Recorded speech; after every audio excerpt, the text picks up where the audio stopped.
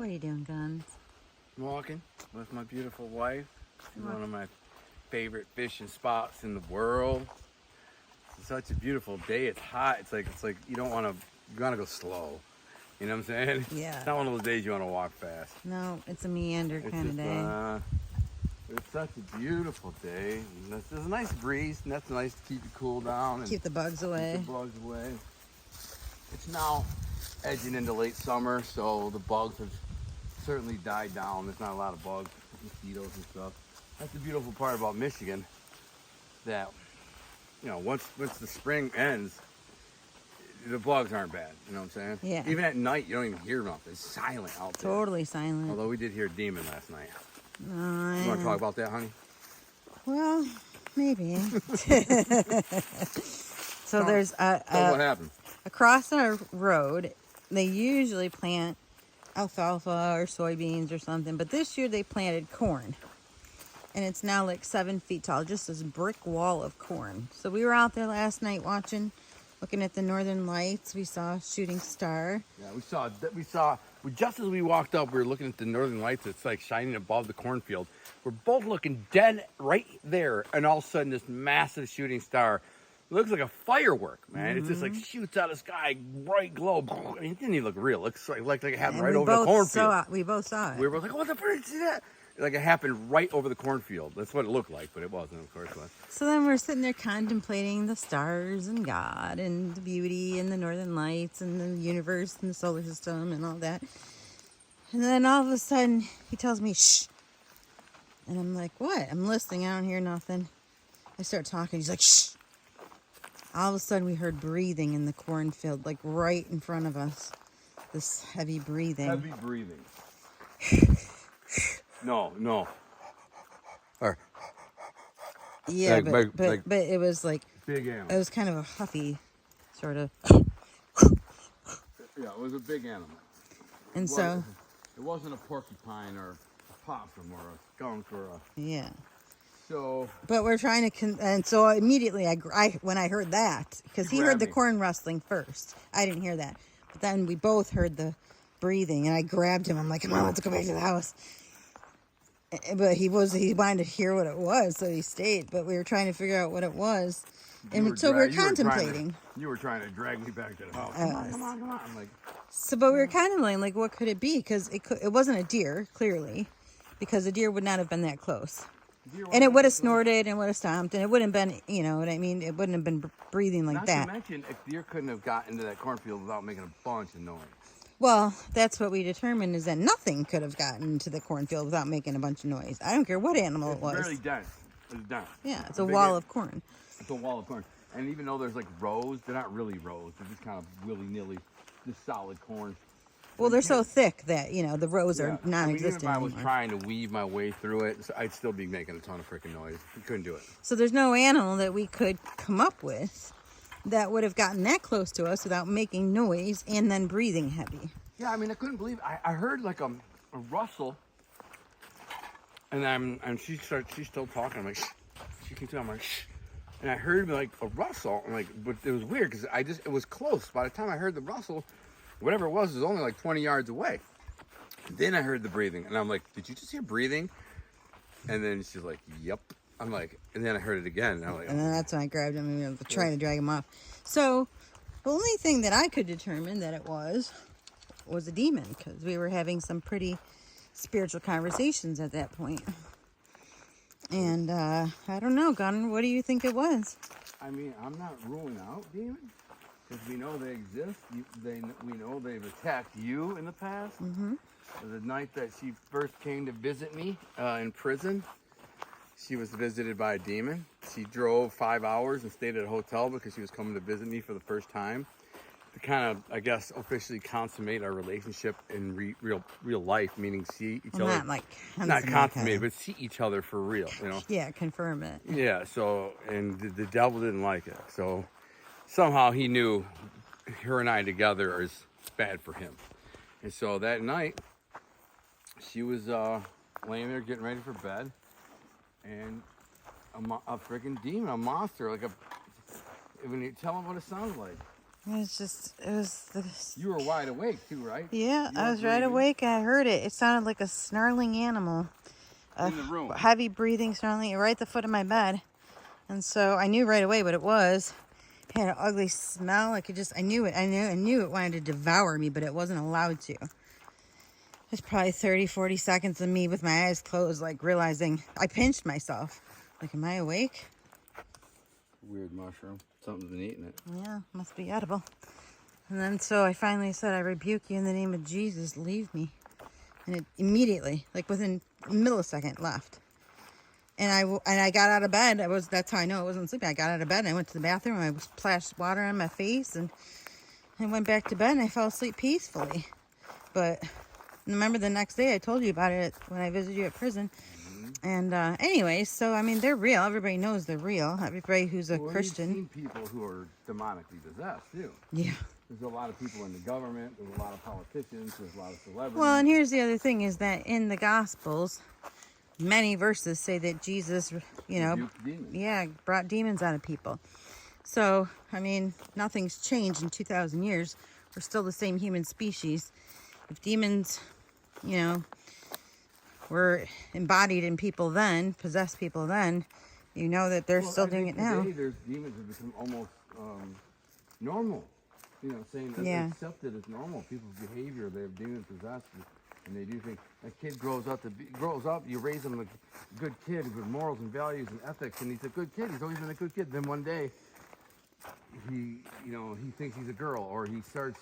Well, and it's acting a certain also way. A demon, that's a demon. addictions and people who are addicted to drugs or who Right. commit suicide. I mean, they don't do those things of their own spiritual godly nature. They do it because a demon convinces them they're better off dead. Or using drugs, or Right. having gay sex, Whatever. Or you're trying to be a boy when you're a girl, or a girl when you're.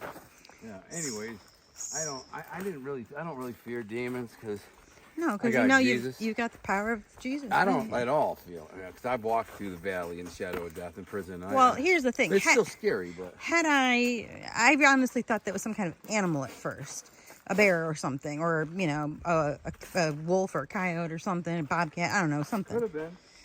So had I at least at that moment recognized, okay, it was a demon, I would have rebuked it in the name of Jesus and been fine. But because I thought it was an animal, that's when I was tugging you away. After I got into the house was when I said, I don't think they could have been anything. And you confirmed that. You agreed that it couldn't have been a real animal. Unlikely. And the only way it could have been a real animal, and this is a possibility, is if a deer was bedded in there. It was just sleeping. Or a bear. Could have been a bear or a coyote. And we just happened to wake it up. That's possible. I think if it were, walked up and he just started. but usually if it's a deer, they'll snort at you and they'll Usually if it's a deer and that close, it's going to just Run, right. It's just going to get up and run. right.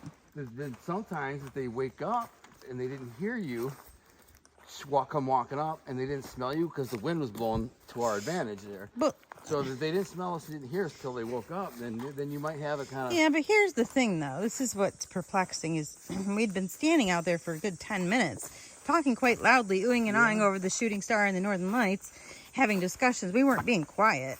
No, we were whispering, talking. We weren't. You don't know how to whisper. I- You don't have an indoor I was voice. being quiet. We're talking like this because I didn't want the neighbor's dogs start barking. Even though it's a few hundred yards away, I didn't want them. So we were talking pretty quiet. So I mean, it's possible there was a bear or a deer in there. I would think either or. I don't think coyote. I don't think a coyote would bed in there, but it's possible. And I also think if a coyote would have been a lot more alert and it would have been crashing out of there. Right. But like a sleeping bear or a sleeping deer or even a young deer, like a yearling fawn that's only 2 months old. I don't think it would have sounded like that breathing, though. Probably not. No, it was bigger than that. It was bigger than that. It sounded bigger than a 50-pound fawn. That's for Right. sure. But So, you never know. I don't know. It was perplexing, that's for sure. But anyways, Now we're here. now we're here. We're walking about 1.5 miles to the access point. Then I'm gonna climb in this beautiful river and try to catch us a trout dinner. I just need 2 small trout for dinner. Yeah, 3 that would works be for nice, me. but And I'm gonna go for a little hike and listen to a sermon and just see if there's any berries around. It's blueberries might be out. And Probably early for blueberries. yeah, a little early for blueberries. Raspberries, but I haven't seen raspberries around here. Our blackberries are doing good. Yeah, I'm sure they Have are. you been back there? No. Oh, geez, one thing that's interesting about the blackberry briar, it's less than it used to be, but it's very prolific. So Well, sometimes when you prune them down like that, they grow back the deer better. put them down. Yeah, but you also cut those trails and stuff in there. Yeah, but that's not it. I think they're cyclical. I think they just kind of up and down. You know what I'm saying? Some years they. Well, we've also had a lot of rain, which helps. You know, when you have those summers where it's really dry, they don't grow very prolifically. Yeah, they got a lot of berries back there this year. We can go back there with a 5-gallon bucket and fill that up. Yeah, like remember we did that the first year we moved Came there. out of their bloody mess. Yeah. The blackberries are pickers. They're Yeah. like pickery, so you come out of there covered in blood. Yeah. You wear gloves and a shirt. I'm back there with no shirt, no gloves. I know, not really smart, but So this is where that trail. If we would have taken the trail, it would have came out right here. yeah, So we would have had to walk a mile and a half on the trail. right. So it really didn't shave off. No, Is that an animal on the trail down there? No. no. Yeah, it didn't shave off much distance that way. It wouldn't have. I thought it would have. But the distance this way, it would have shaved. Well, either way, it equals the same thing. No, So it's more. If we would have took this way, we'd have had to walk way more. It's like at least double or triple. In the long run, we were walking less because it took the car down a mile and a half where we wouldn't have. right. Anyway, so that's what we're going to do. Me and my beautiful wife. Huh? Huh? She's All out right, here well. covered up and sunblock. Doesn't want to get burnt. Yeah, because I got a already little. got some I already got a sun, little too much sun this week. Look how beautiful this is. A little bench here. And I've said many a prayers at this bench. I think that's where we found that one rock. I know that was on the No. other bench down there, but there's the river. It's beautiful. I can't wait to get in there. It's beautiful. Yeah, we're off on a mission. Trout dinner. I'm gonna get one. All right, it's on you, babe. Me and Maria just split up. Now I'm trying to find the river. Is that it? Yeah, that's the freaking Little Creek River. That's not the main. That's not the river. All right, I know where I am now. I thought I went down a little farther, but I know exactly where I am now. It's so tricky, man. This little punk-ass creek, it winds like parallels the river. And the real river is over here. But if you come out the wrong place, you think you're in the other river. This is the real river. It's crazy, man. Yeah, look at this thing. The old washing machine. See this thing? Somebody had an old washing machine here years ago. No idea what the frick that is. I just think it's a washing machine. All right, well, I'm gonna go wade in and hit this river. Hope I might be able to pluck a nice couple of trouty out of here. Looks trouty. It always does. Let's get it done. Huh? Toothpick. Taking a little break. I just walked down to the river, and there's a good hole down here. And they got my first and second cast. I got hits, big ones. Like I saw big fish, like big rainbow trout, but I didn't hook them. That's the problem with spinners. Even though there's a treble hook on there, they short strike them all the time, and you only get like you see them and feel them, boom, but they don't hook. You know, with a worm, they can let them take it and swallow it. But I'm trying to release all my fish, so I don't want them to swallow it. So I'm using the spinner today. I'm going to try for a while with the spinner. If it doesn't work, I'll switch to the worm. But beautiful day. Beautiful river in the middle of nowhere in the wilderness, all by myself.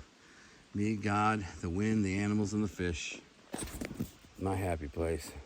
I don't know where yours is, but please, by all means, get out there and find it. Enjoy your life. It's short. I'm 51 years old, man. I got maybe 20 years left of good life. I'm going to live it to the fullest. I'm just saying. Look at me. Got my first fish, a little rainbow trout. It was a rainbow right away because it fought the way it fought so good. It's a little rainbow. I've been here about 5 minutes. Didn't take me long. And he sucked that thing in. I hope I can get that thing out of him without hurting him. Too small to eat. Hopefully I can let him go without hurting him. I didn't bring my forceps. I wish I would have. When they're young, they're called smolts, and they're actually really cool looking. I hope he falls off. Oh man, he's in there too. The cool colors on them. That's why they're called rainbow trout. I'm trying to get him off of here. Keep catching rainbows. Nice little rainbow. If he swallowed the hook, I'm gonna eat him. I'm pretty sure that's a rainbow. Is that a brookie? It's a rainbow, yeah. If he swallowed it, I'll eat him. They're good to eat. I'm pretty sure he swallowed it. It's a nice rainbow, probably 10 inches. 10-inch rainbow. Good one for the frying pan. He hit way wide. I'm trying to get in that bigger hole over there, but I drifted along the edge of it. He came shooting out, bang, hit it. And I knew right away it was a good fish. I'm willing to bet there's at least one more good fish in there. This guy's gonna go in the krill for the in my krill for the dinner plate.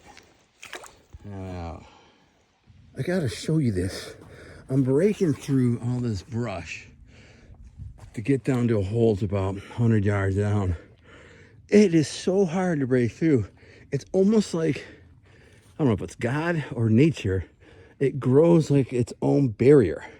Like these trees, rather than have them, branches not here, I'm breaking through, scratching myself up, get all messed up. I'm all scratched up and bloody. It's like God had put a barrier there, said, and if you want to get the fish down there, you're gonna work for it. And so I'm just ducking through this stuff, crashing through this stuff. Then along the shore, it's all muck.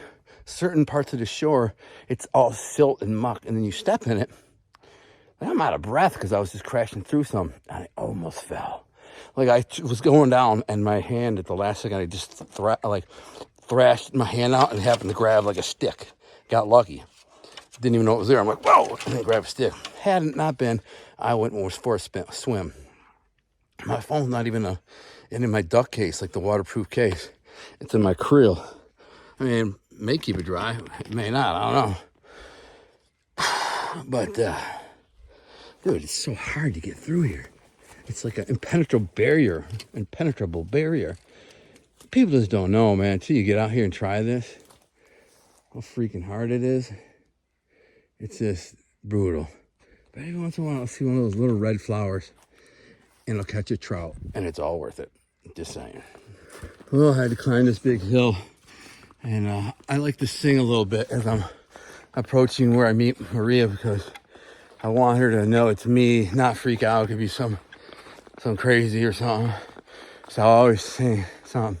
I was just singing, oh, don't you know that's the sound of a gunner fishing on the trout stream. Oh, don't you know.